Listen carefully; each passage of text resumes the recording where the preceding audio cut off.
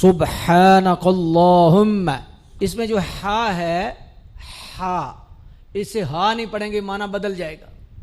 سبحانک اللہ، جیسے عام بندے کہتے ہیں سبحان اللہ سبحان اللہ، معنی بدل جاتا ہے. ہمیں وسوسہ جاتا ہے وہ چھوڑو جی اللہ قبول کرن، اللہ بندے دی نیت ٹھیک ہونی چاہیے.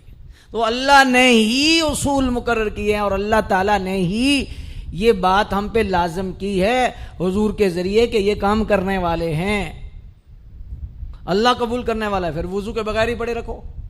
کیوں قبول نہیں اللہ کرے گا؟ کہ اللہ کا حکم ہے وضو کرنا، اللہ کا حکم طہارت ہے. تو قبول تب ہوگا کہ جب اس کے احکام پورے کر پھر اللہ سے امید رکھیں گے کہ اللہ قبول کرے.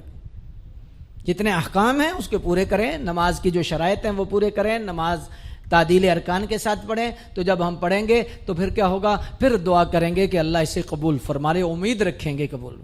کیونکہ سب کچھ کر کے بھی ہمارا عمل اس ذات کے قابل نہیں ہے، تو پھر ہم یہ عرض کریں گے کہ حتی الامکان اللہ ہم نے کوشش کی جس طرح تیرا حکم تھا، اب مالک جو کمی رہ گئی ہے اسے معاف فرما.